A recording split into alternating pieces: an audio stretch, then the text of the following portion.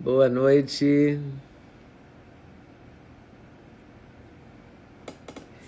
muito boa noite a vocês todos. Estou aqui para conversar com a deputada Silvia, a única indígena no Congresso Nacional. Mas antes eu queria dar um recadinho para vocês que eu esqueci de dar na live que eu gravei com o Dr. Fernando Maluf há pouco.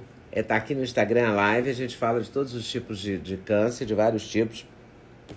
Falamos do câncer de próstata, falamos do câncer de mama, do câncer de bexiga, enfim. Dr. Maluf é um dos maiores oncologistas do Brasil. A entrevista está aqui no Instagram e amanhã depois vai para o meu canal do YouTube, ok? Eu vou pedir a vocês selos. O que é o selo? O selo é a sua contribuição, o seu apoio ao meu canal, que é um canal independente, é um canal que se preocupa em trazer a informação e não se preocupa e não tem patrocinadores. Portanto, vocês, ao darem os selos, são patrocinadores, né, do meu canal e eu agradeço muito a participação de vocês todos.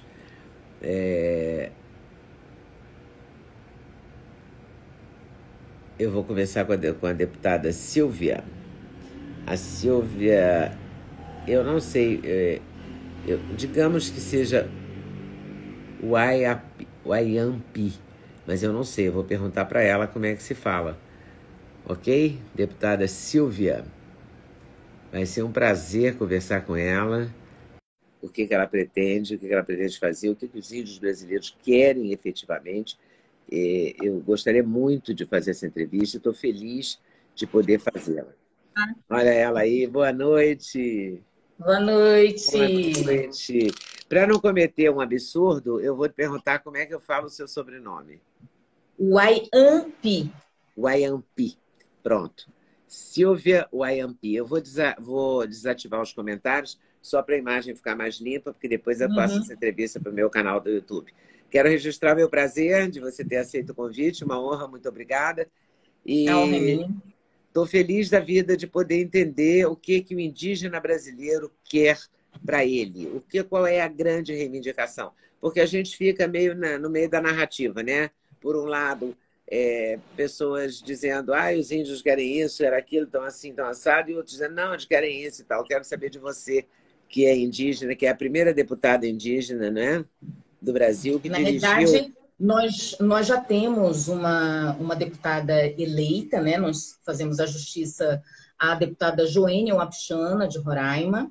Né? Ela foi eleita nesse pleito de 2018, com início em 2019.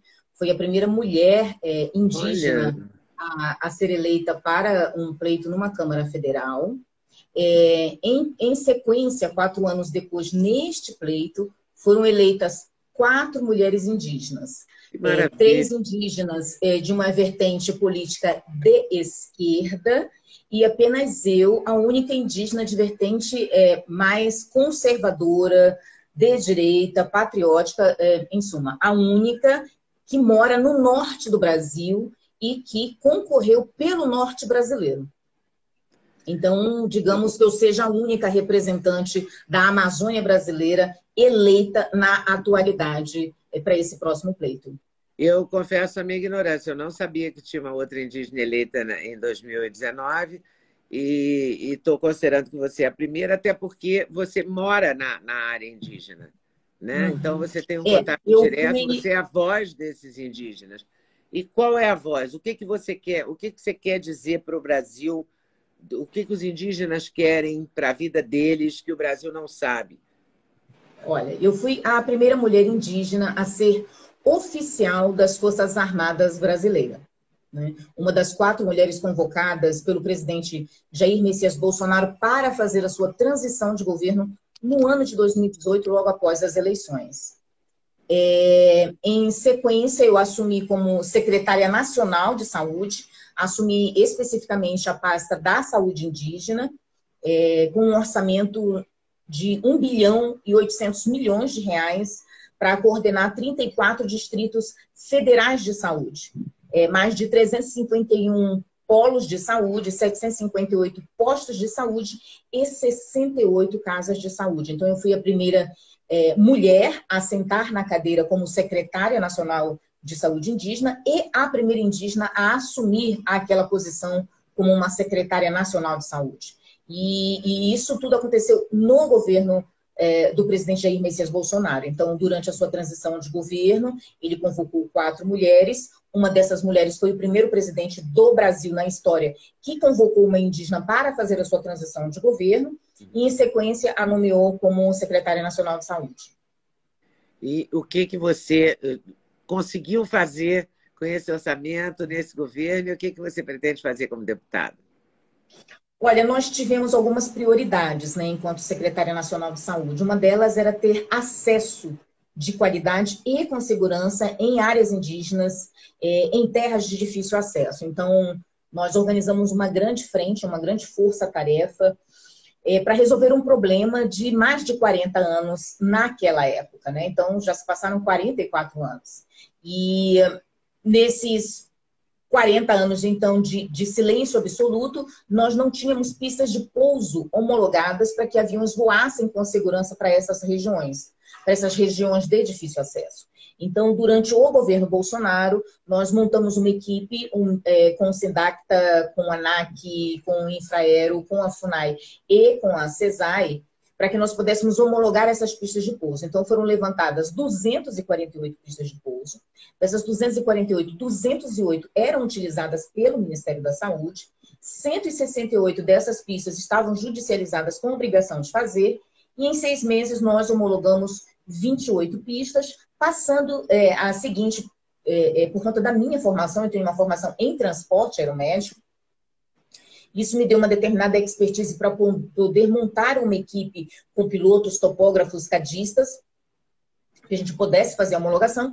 E todo esse processo de trabalho foi repassado depois à FUNAI, que seria a responsável oficial, mas com o termo de cooperação nós emprestamos a nossa expertise para eles. E a FUNAI entrega agora 100 pistas de pouso homologadas, né, durante o governo do presidente Jair Messias Bolsonaro. Então, um problema de 40 anos, nós conseguimos executar quase que a metade de todo ele, né? Que maravilha! E nessa sequência, nós podemos dizer que a sociedade ela tem um ideal imaginário sobre nós, né? Esse ideal imaginário, por exemplo, determina que para que eu seja eu mesma, eu tenho que estar nua no meio do mato, eu tenho que estar isolada, eu tenho que não falar bem o português, eu não posso dominar bem a sua cultura, assim como eu domino a minha. Então, a sociedade criou esse ideal imaginário. Então, geralmente olham para mim e quando vem a minha formação perguntam, mas você é índia mesmo? Por quê? Porque eu já Porque a sua fui formação é uma condenada. formação muito sólida. Eu até gostaria que você definisse para mim a sua formação, porque eu acabei não apresentando você com todos os seus títulos. E eu acho importante, porque você tem uma formação desde fisioterapia até política, até estratégia, não é? Várias formações. Eu digo que a minha formação ela foi fruto das pancadas e das pedradas que eu levei na vida. Então, a fisioterapia ela tem uma história na minha vida. Eu fui vítima de um estupro na rua. Ai, meu Deus. E por conta disso, eu comecei a correr para que eu não pudesse mais sofrer qualquer tipo de violência. Eu tentei correr e não consegui. Então, a partir daí, eu decidi que eu iria correr, né? Até para que se porventura eu corresse algum risco novamente, eu pudesse me defender.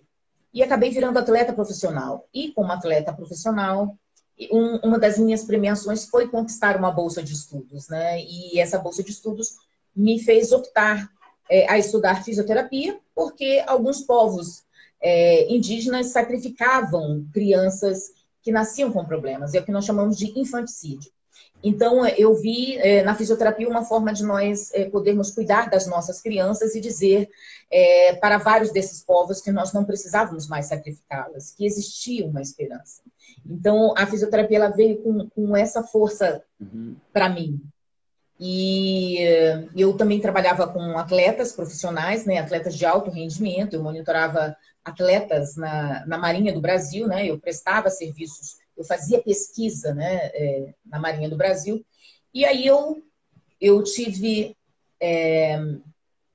tem que falar, né, o meu marido foi sequestrado e assassinado em 2007. Meu Deus! E aí foi um período muito ruim da minha vida que fez com que eu mergulhasse em livros para esconder de mim mesma o pesadelo pelo qual eu estava passando, né? Então, acabei estudando tanto, aí fiz um processo seletivo, aí passei para a Marinha, passei para o Exército, e aí em 2011 eu ingressei no Exército Brasileiro, e sendo a primeira mulher indígena a ser oficial das Forças Armadas no Brasil. Meu Deus, quanta luta, né? Quantas pancadas da Vitórias! vida. É Eu verdade, você posso falou em dizer, pedradas, pedradas mesmo, fortes, né? e eu posso dizer assim que a vida me treinou no meio disso tudo, né? Sempre sendo imputado sobre mim um ideal imaginário de que eu deveria estar e continuar segregada e isolada no meio do mato, né? É Então, impressionante isso, né? Como é uma visão romântica, uma visão deturpada, uma visão estranha. O índio não tem direito né, a ter uma vida, a ter as modernidades, aos avanços, às tecnologias, mas ele quer isso, é claro que ele quer isso. Porque claro ele que é sim, né? humano, né? É do humano Nós somos querer o melhor, né? como qualquer cidadão comum, né? Claro. E no momento em que você descobre que você pode ter algo, e por que não? Né? Então, geralmente a gente escuta uma piadinha assim, índio de iPhone. E por que não? Helicóptero, carro, moto, né? Sim. iPhone, TV, casa com piscina. E por que não? Quem disse que eu não posso? Né? E essas teorias, elas acabam entrando em choque com outros interesses. Né? Interesses, sim, que lucram com a nossa segregação. Né? Então, as pessoas às vezes acham que, nossa, vamos defender aos povos indígenas que estão nesse exato momento no meio da mata, vamos colocar, por exemplo, o fundo da Amazônia.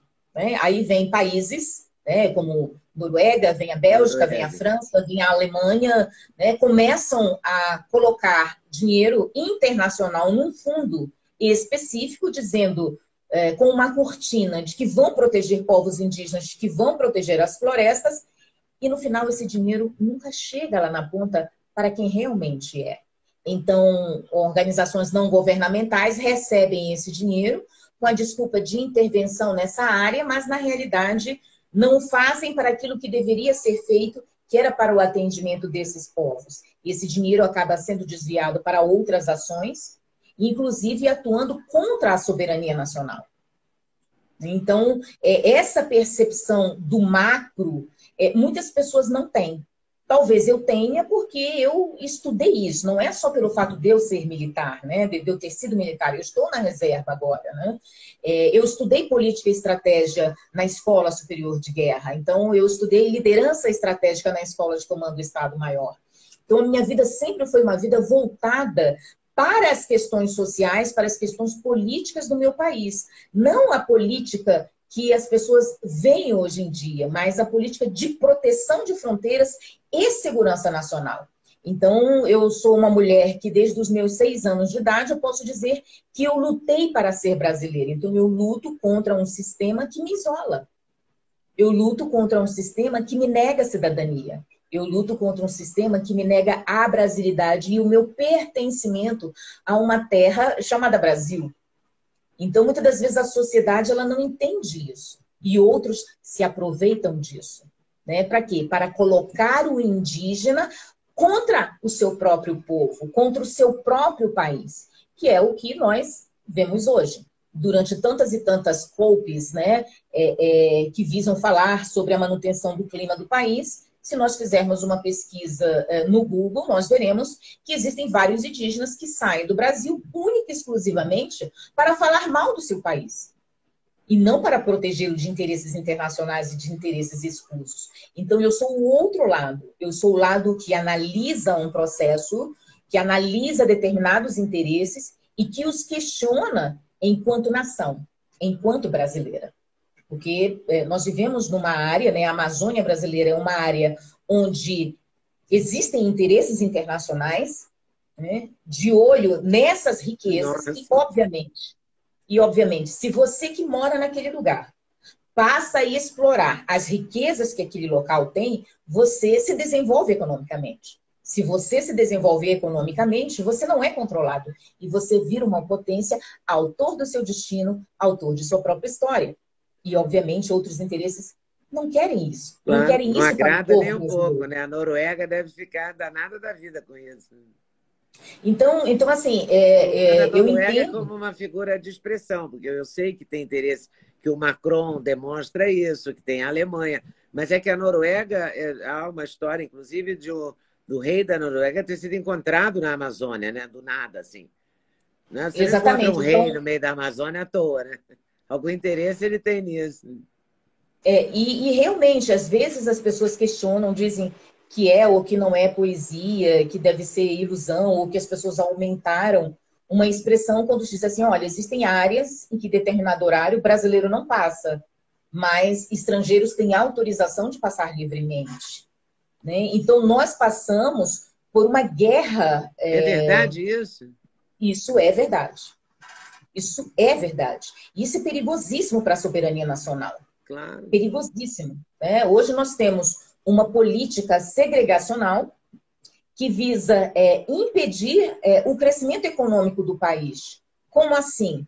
Por anos, não só quando se fala em defesa nacional, os pessoas que se preocupam, não só militares, mas pessoas que se preocupam mesmo com a nossa soberania, se preocupam quando se fala na criação de um corredor ecológico chamado AAA, que seria uma faixa de proteção que pegaria dos Andes, a Amazônia e o Atlântico. Essa faixa de proteção significa que esses lugares por onde foi determinado esse perímetro, ele seria para livre circulação de animais. Então, você não pode produzir absolutamente nada ali. Você não pode abrir uma estrada, você não pode fazer uma plantação, você não pode se desenvolver economicamente porque aquele território é intocável. É como se fosse uma grande reserva. E, por incrível que pareça, todo o estado do Amapá se concentra dentro do AAA, o que gera a condenação do povo amapaense, que vive naquele território que não vai poder se desenvolver economicamente. Veja, o Estado tem mais do que 80% preservado, com IDH baixíssimo, quer dizer, uma população extremamente pobre, necessitada, com um grande conglomerado de terras e que não pode se desenvolver economicamente, a não ser que seja apenas a agricultura de subsistência. Então, esse povo é condenado a ter que trazer de outros estados a farinha que ele poderia produzir em seu próprio território. O arroz que ele poderia produzir em seu próprio território. Então, muitas das vezes, essas políticas ambientalistas, elas condenam populações à fome e condenam mulheres e crianças à prostituição na estrada, que eles não podem plantar. Então, preciso... Como é que se combate isso? Como é que se consegue virar esse jogo? Bom, nós podemos virar esse jogo com uma política de desenvolvimento econômico, né, sem interferência internacional. Nós fomos condenados à miséria e à segregação por interferência internacional, por países que determinam para nós como deve ser o nosso modo de vida. Então, cria-se um ideal imaginário, uma pressão sobre o nosso país, onde eles nos condenam por meio das leis que são feitas dentro de uma Câmara Federal, leis ambientais que são severas demais apenas para o norte brasileiro. Veja, o bioma que existe no norte brasileiro, na Amazônia brasileira, é diferente do bioma do sul e do sudeste. Então, apenas os povos do norte, apenas os povos da Amazônia brasileira é que pagam um preço severo e caríssimo do mundo. A Europa determina e pode continuar emitindo seus gases, enquanto o povo brasileiro, o povo do norte, é condenado à miséria por não poder se desenvolver economicamente. Mas isso é muito perverso, né? Então, assim, a sociedade brasileira ela tem que prestar muita atenção nesses movimentos de pressão de política internacional. E muitos incautos acabam defendendo essa política e se aproveitando da inocência né, de indígenas que não têm um total conhecimento desses movimentos e que se agarram nessa política ambientalista e que mal sabem que estão condenando o seu próprio país e o seu próprio povo à miséria. E qual é a sua expectativa diante dessa mudança de direção política do Brasil? Olha, eu Porque a tinha uma tendência do percepção. governo Lula, com certeza, é dar voz à Europa, né? Ao pensamento europeu. E o mais interessante e perigoso para o nosso país é que eles já sinalizaram, e nós vimos isso na imprensa, como criação de reservas multinacionais. Quer dizer, eu acabo transferindo uma entrada para um outro país de livre circulação sem o nosso próprio domínio. Então, eu estou entregando a outros países a possibilidade de usurpar ou administrar as terras brasileiras, como nós também já vimos na imprensa, que ele pretende, né, retornar com o financiamento do Fundo da Amazônia. Veja, eu já falei anteriormente que esse Fundo da Amazônia vem para uma possível manutenção da floresta e manutenção dos modos de vida desse povo, mas esse dinheiro nunca chega. E esse povo brasileiro, da Amazônia brasileira, é condenado à miséria, porque ele não pode se desenvolver economicamente. E ele já sinalizou de que, recebendo esse fundo, ele ainda iria dividir com os outros países. Veja bem, será que nós, Brasil, continuaremos a alimentar e sustentar os gastos das ditaduras de outros países? Veja, quem te fala isso é uma indígena preocupada com a soberania do seu país. Eu lutei para ser brasileira. E, na minha percepção, eu não posso ver este cenário sem ficar calada. Principalmente até porque, ao longo da história, né, mais de 500 anos, né, nesses 522 anos que já se passaram, desde a chegada de portugueses, espanhóis e de outros países que vieram habitar esse território, nós sofremos o impacto. Sofremos o impacto da perda de nosso território e da condenação do nosso povo à segregação e ao esquecimento. Não podemos mudar a história, mas podemos refazer uma nova história, né? Com a participação desses povos, com essa nova sociedade brasileira. E nós percebemos que, novamente, o país passa, quer dizer, historicamente, nós passamos por vários processos de transformação política no nosso país, como foi a Guerra de Guararapes, a Guerra de Avaí, a proclamação da República, da Independência, assim como foi o regime militar de 64, assim como nós tivemos as diretas já, assim como nós tivemos a nossa Constituinte de 1988, impeachment, tantas e tantas transformações que o nosso país vem passando politicamente, e nós observamos que estamos vivendo um novo processo histórico, né? Nós temos uma população que acredita que foi usurpada no seu direito, uma população que acredita que foi enganada e que estão nas ruas nesse exato momento lutando por uma liberdade que eles acreditam estar ameaçada. E analisando um cenário político no momento em que um novo governo entra e já sinaliza dividir a riqueza deste território com outros países, o temor que existe, ele se torna real. Porque é uma outra linha de preocupação. Pessoas têm uma visão de preocupação e outras pessoas têm uma outra visão. Essas pessoas estão corretas na sua visão de preocupação, porque elas estão preocupadas com a sua liberdade. Veja, se eu compro 1 quilo de arroz, eu tenho um imposto a ser pago. Se eu compro, no momento em que eu pago a luz, no momento em que se põe 1 litro de gasolina, você tem um imposto a ser pago. E esse dinheiro, em vez de ser revertido em políticas públicas para a população que paga o imposto, esse dinheiro vai ser remetido para outros países. Então, isso é atentar contra o seu próprio povo. Então, essa população, ela tem um medo, e é um medo real. E eles lutam. E essa população indígena do norte do Brasil está disposta a se colocar, a reivindicar, porque o presidente eleito diz que vai fazer um Ministério dos Povos Originários, quer dizer, o Ministério dos Povos Indígenas. Com que dinheiro? Não tenho a menor ideia. Precisa se aprovar um gasto. Nós precisamos de um teto. Furar esse teto significa condenar o povo brasileiro a pagar mais imposto para sustentar uma promessa que ele sabe que ele não deveria fazer. Para quê? Para conseguir mais dinheiro internacional? Para conseguir manobrar ou conquistar uma opinião pública?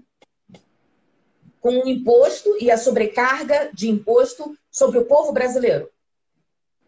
E a gente, você tem como mostrar o desejo, a vontade do povo indígena?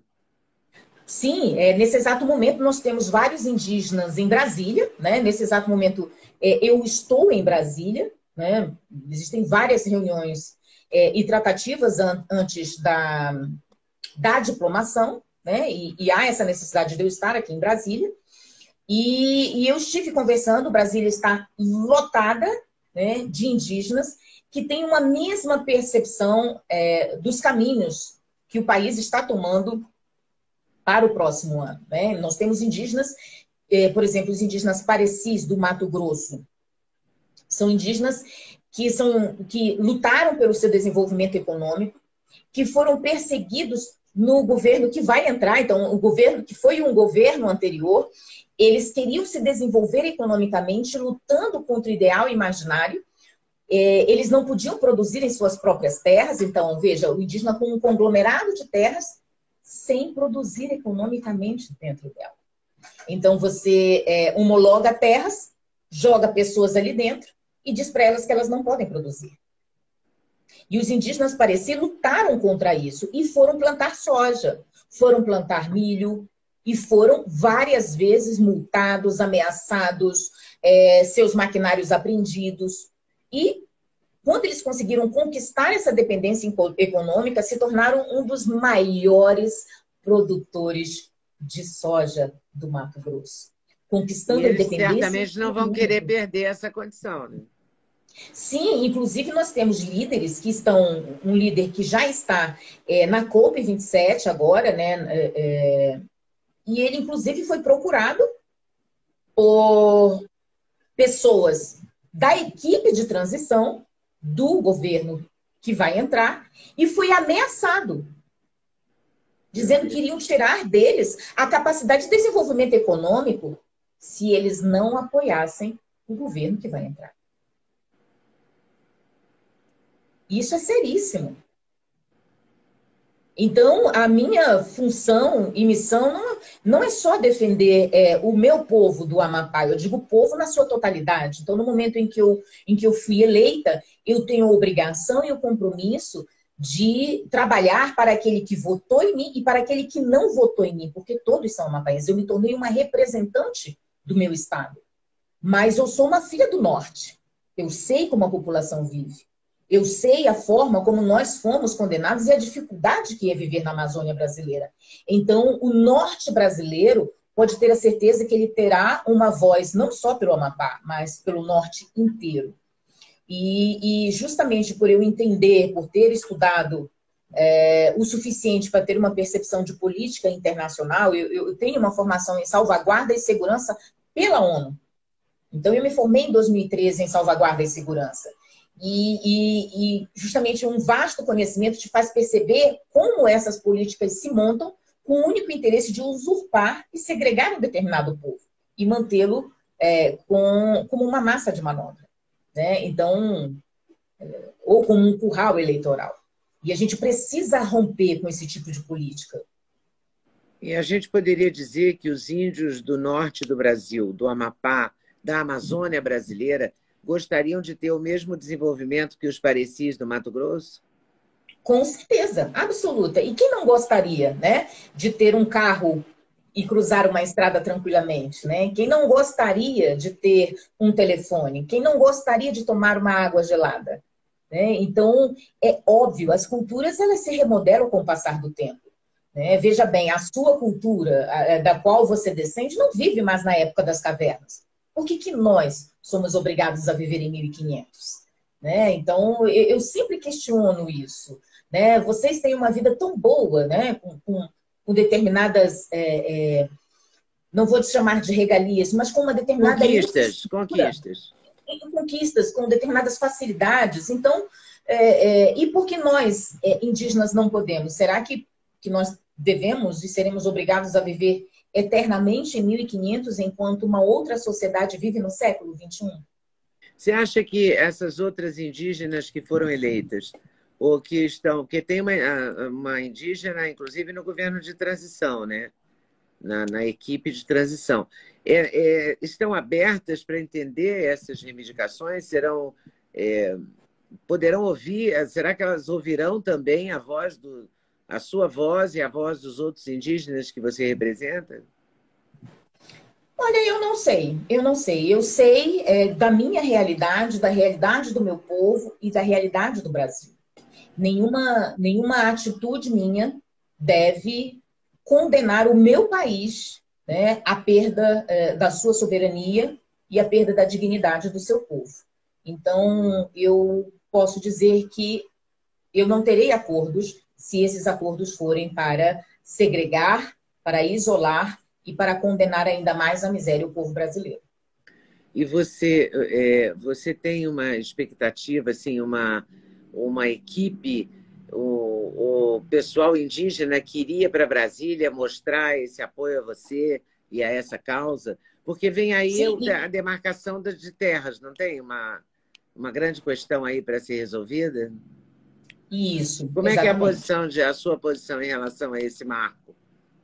Bom, eu sou a favor do marco temporal. O que é um marco temporal? O marco temporal é a Constituição de 1988, que deixa bem claro que tem direito à terra, ao usufruto da terra, todo índio que habitava naquela região durante o período da homologação da Constituição, né? No momento da promulgação dessa Constituição. Mas o que é que ocorre? O Brasil assinou em 2003 uma convenção. É a Convenção 169 da OIT, da Organização Internacional do Trabalho, da ONU.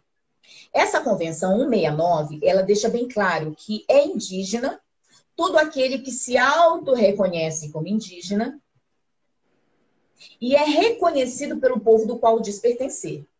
Veja, vamos supor que você, Leda, tem 75% de descendência indígena, 20% de descendência holandesa e a outra parte portuguesa. Mas você vive segundo os costumes da família portuguesa e você não se sente indígena. Eu não posso questioná-lo.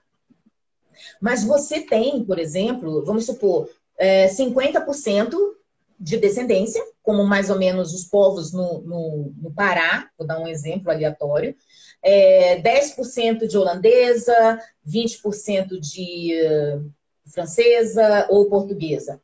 Mas essas pessoas se auto-reconhecem como indígenas, mantêm o costume como indígenas, respeitando as suas tradições. Eu não posso questioná-las quanto ao seu pertencimento, porque eles se sentem indígenas. Mas isso não os dá o direito de invadir propriedades de outras pessoas só porque naquele momento eles se tornaram indígenas. Então, são essas coisas que a gente deve ter como entendimento. O que tem acontecido? Pessoas que querem criar o caos no campo, segregar povos, criar problemas entre classes, acaba incutindo na cabeça de indígenas que eles devem invadir aquele território. Veja, não existe nenhum laço com aquele território. Não existe nenhum pertencimento com aquele território. Mas, induzidos a achar, porque no passado, lá em 1500, existia um laço, eles devem invadir aquele território. E aí invadem aquela região e dali em diante querem formar uma reserva, homologar aquele local, justamente porque alguém os incentivou a fazer isso. E aí causa-se o quê? Uma instabilidade jurídica, no momento em que você diz que a Constituição não vale mais. Mas essas pessoas se tornaram a após a Constituição. Então, qualquer atitude que ocorra após a Constituição, essa não deve ser abraçada. Mas para legitimar a perda da propriedade de vários e vários agricultores, é que se colocou uma política para a quebra do marco temporal, para dizer não ao marco temporal. E a população precisa entender isso para que ela não atente, né, contra a soberania nacional ou atente contra o direito à propriedade de outras pessoas. Então, são casos que a gente precisa estudar juridicamente, com bom entendimento, sem amarras, né, sem julgos. Para quê? Para que realmente haja justiça, tanto para indígenas, quanto para agricultores ou produtores, fazendeiros, seja lá quem seja. Aí você imagina, eu estou aqui em Brasília, nesse exato momento, e só pelo fato de eu ser indígena, eu resolvo invadir um terreno e uma propriedade, porque um dia aquilo foi de um antepassado meu. Eu não tenho laço com esse território. Emocionalmente, eu não estou ligada com aquele local. Mas justamente por um ideal imaginário, acredita-se que espiritualmente eu esteja. Então, as coisas elas precisam ser colocadas de uma forma muito técnica, muito verdadeiras, para que nós não venhamos a lesar o direito do outro. Então, assim como eu quero que me respeitem, enquanto brasileira, enquanto uma mulher do norte, enquanto uma filha do Amapá, enquanto uma mulher indígena, eu preciso também respeitar o direito do outro.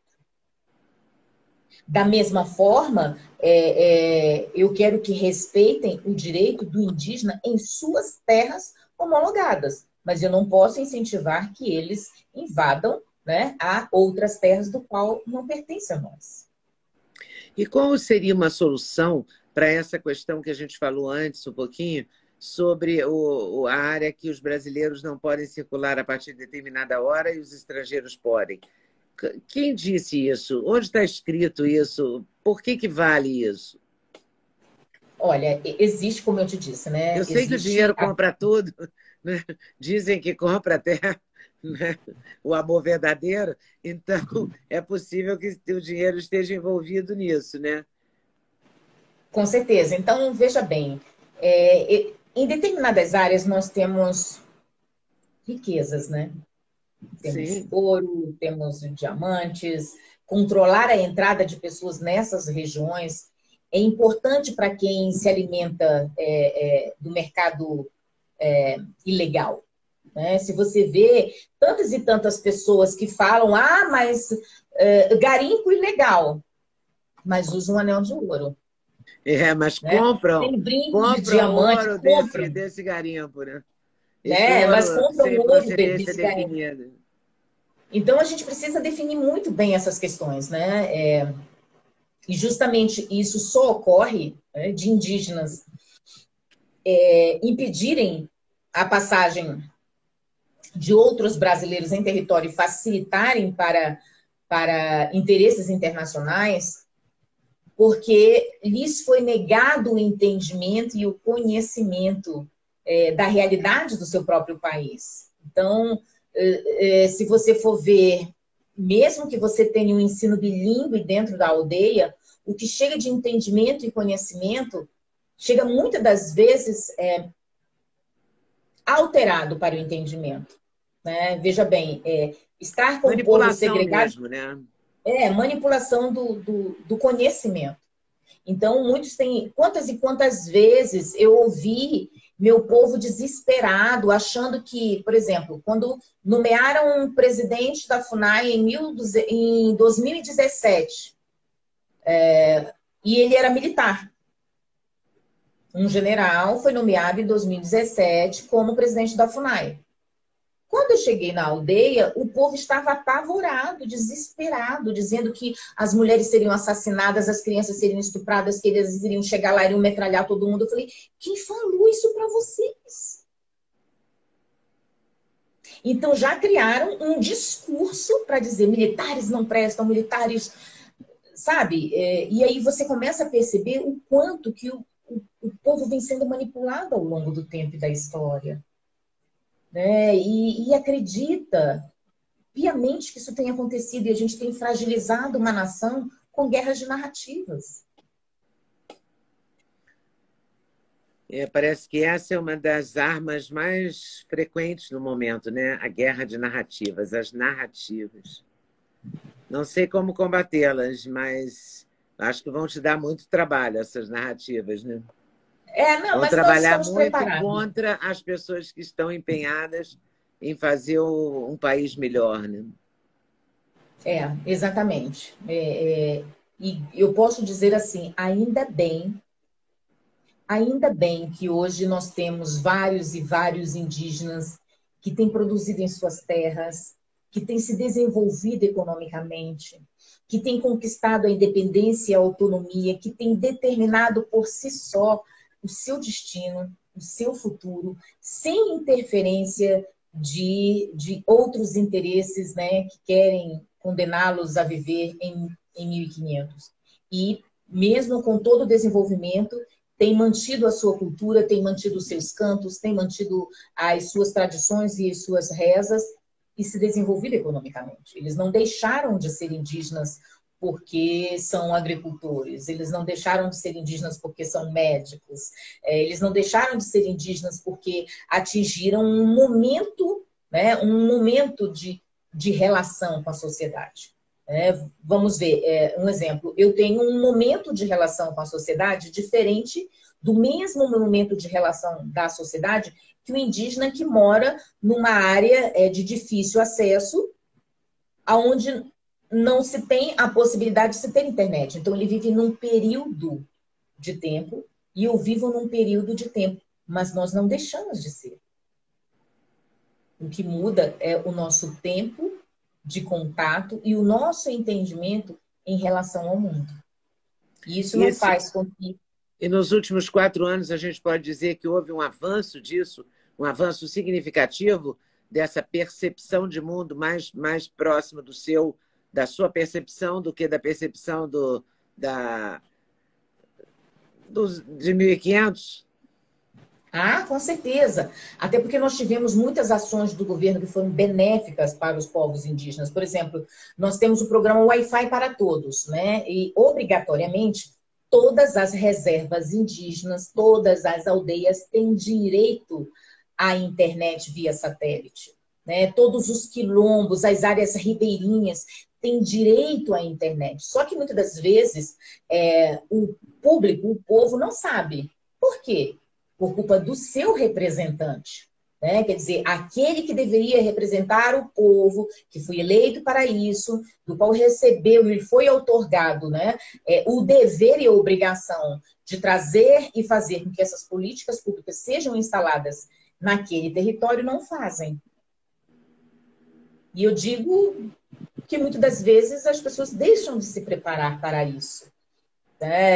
Veja, eu fui para um pleito concorrer para deputada federal, mas eu me preparei tecnicamente. Eu, antes de colocar o meu nome na consciência de que eu deveria colocar o meu nome à disposição da sociedade no meu estado, eu fui fazer especialização em gestão financeira e orçamentária em organizações públicas. Então, eu sou especialista na área.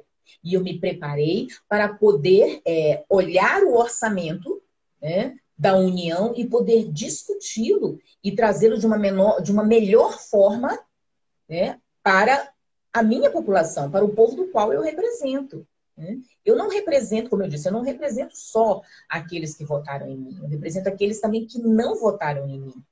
Né? Então, eu tenho o dever e a obrigação de identificar quais são as principais necessidades desse povo, né, e poder legislar a favor desse povo e fiscalizar, né, o dinheiro público que é remetido para as políticas públicas dessa população. E eu me preparei para isso.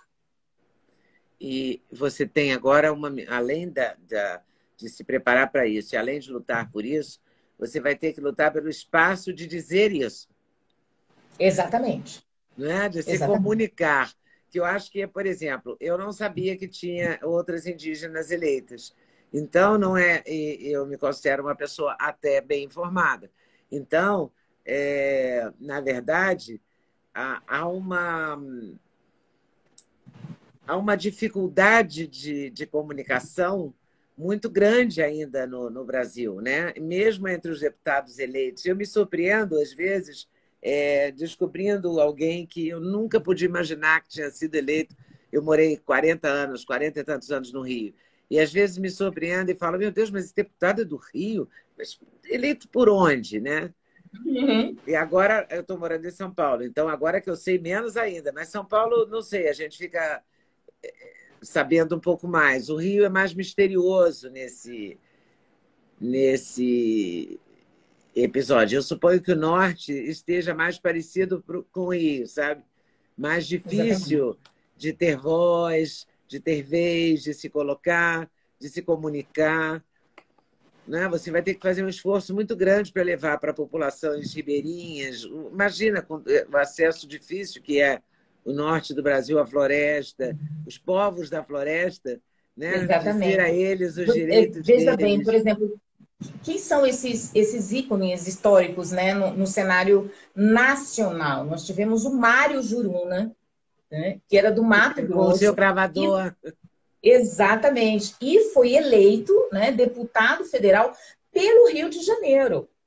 Você Né? Ele vê. não foi eleito pela sua própria terra, né? E foi um homem que deixou o seu nome, querendo ou não, ele Sim, deixou o seu nome marcado na história. Foi o primeiro indígena, né, verdade. que foi para o cenário nacional dentro de um pleito federal.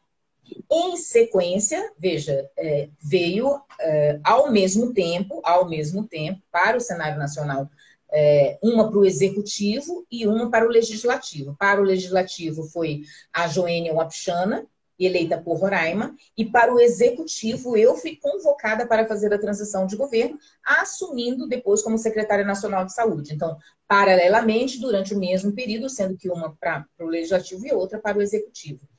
E 4 anos depois, né, a Joênia ela não foi eleita, não foi reeleita, né? E foram eleitas outras 4. Dessas 4, 3 são da esquerda, né? Tem a visão para o socialismo e apenas eu com essa preocupação com a questão do conservadorismo, com proteção nacional, com essa questão mais patriótica, né? Mas não se espante o fato de tu, por exemplo, não saberes que as 3 existiam. Eu estou fazendo pelo dever de justiça, da justiça da qual não me foi feita, por exemplo. Uhum. Porque todas as vezes que a ONU marca sobre qualquer tipo de política pública, ela não me marca. Por quê? Porque eles não ditam o que eu devo falar. Então, eles me isolam. Então, as outras 3 também irão me isolar. Mas, para quem já lutou contra um Brasil inteiro que é segregado, para mim não vai fazer a diferença. Mas você é guerreira, né? Eu não me importo, eu não me importo. Tudo aquilo que eu conquistei foi estudando muito. Tá? Eu não conquistei as minhas coisas sem nenhum estudo. Nada foi fácil, não, né? Nada foi Você fácil. nasceu exatamente aonde? Eu nasci no Amapá, né? Sou filha do cacique Seremeté, da Pupiru Ayampi, em terra indígena Ayampi. Né? São mais de 200 quilômetros, né, da capital de Macapá. Nesse momento eles estão na aldeia. Veja, a minha aldeia não tem energia elétrica, tá? Não tem Caramba. energia elétrica. Especificamente na minha, no Itapé, não tem internet.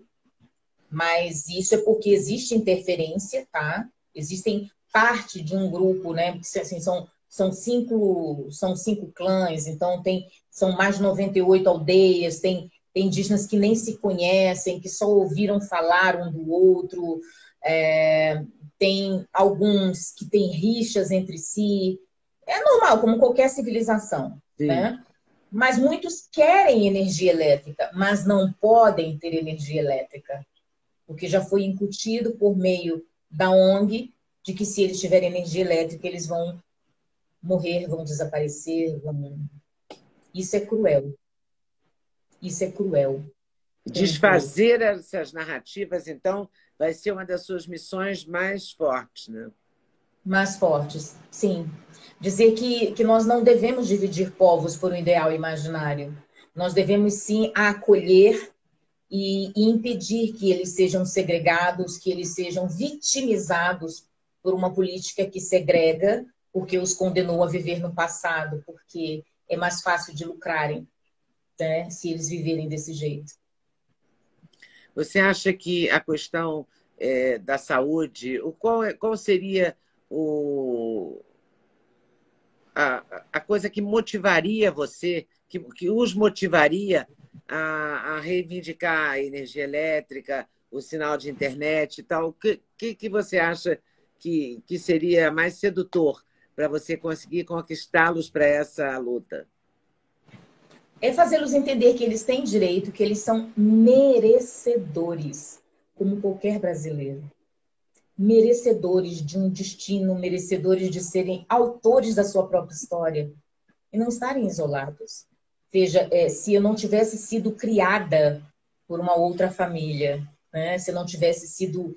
se não então tivesse você saiu da sua aldeia e foi criada em por uma Macapá? outra família dentro... Isso, por uma outra família. Então, assim, se isso não tivesse acontecido, eu não teria tido a oportunidade de conhecer a sua sociedade e ter estudado com a sua sociedade e tentar dividir o que eu aprendi com vocês, com o meu povo. Né? E você Então, volta na sua aldeia? volto sempre. Nesse período, acho que eu estou uns 4 meses sem voltar, né? Eu estou uns 4 meses sem ir até a aldeia, mas eu voltava todos os anos, mas eu ia direto, saía do aeroporto direto para a aldeia, da aldeia voltava para a capital, ficava um dia no máximo, pegava um avião e voltava, na época, para o Rio de Janeiro, que era onde eu trabalhava, era o quartel onde eu servia. Depois, enquanto secretária nacional de saúde, eu tive a oportunidade de voltar mais vezes e ficar a trabalho, né? Mas não só para a minha aldeia, mas várias aldeias no país inteiro. E depois, como conselheira nacional, né, eu acabei sendo, depois que eu deixei de ser secretária nacional de saúde, acabei sendo conselheira nacional no Ministério da Mulher, Família e Direitos Humanos, e passei a ir na minha aldeia mais vezes ainda. Então, agora, nesse período, eu digo assim, eu não tenho promessas políticas, eu tenho ritmo de trabalho. Enquanto secretária nacional de saúde, todo final de semana eu apareci em algum lugar do Brasil para fiscalizar. Então, eu tenho um ritmo de trabalho. E quando eu tiver a oportunidade, já estiver empossada, será o mesmo ritmo de trabalho. Então, eu estarei, isso não é uma promessa de campanha, isso é um ritmo de trabalho, é uma escolha minha, né? É a forma como eu sempre trabalhei. Eu pretendo, um final de semana, estar dentro dos municípios fiscalizando, né, as políticas públicas da minha população, né, do povo do qual eu represento. Num outro final de semana, iremos fiscalizar a saúde. E por que não podemos discutir isso com a população? Né? E ter isso é importante demais para nós. Né? Saber que a população ela pode se colocar presente nessas situações e ter um representante que esteja ladeado com eles, preocupado com o seu desenvolvimento. É uma grande missão. Eu te desejo muita boa sorte, muito Obrigada. trabalho. Você sabe que vai ter muito trabalho, né? Uhum. Mas nada daquilo do qual nós já não estejamos preparados emocionalmente. Tá certo. Muito obrigada pelo seu tempo, pelas Obrigada, suas Leda. informações. E eu espero conversar com você outras vezes ao longo do seu mandato para entender melhor e para ajudar você a divulgar o que é preciso, que essas narrativas que favoreçam o povo do Norte, os índios, o povo da Amazônia brasileira, né, para te ajudar a divulgar isso o mais possível, que é muito importante, tá bom? Eu estou aqui à sua disposição também. Muito obrigada, boa noite a todos, boa noite a todos aqueles que te seguem e aqueles que me seguem, que estavam acompanhando, né, que continuem torcendo por todos nós, para que a gente possa transformar o nosso país num país melhor. Tá certo. Muito obrigada. Até a próxima. Obrigada. Até a próxima. Olha, conversei aqui com a Silvia Wayampi. Espero que eu esteja falando o nome certo. Ela é a deputada federal eleita pelo Amapá, pelos povos indígenas, pela população não indígena também, mas o foco dela é a população indígena, porque ela é uma indígena. Eu gostei muito do que ela me contou. Espero que vocês também tenham gostado. E a gente fica por aqui. Por hoje é só. Tenham todos uma boa noite e um bom feriado, um bom dia da proclamação da República. Boa noite.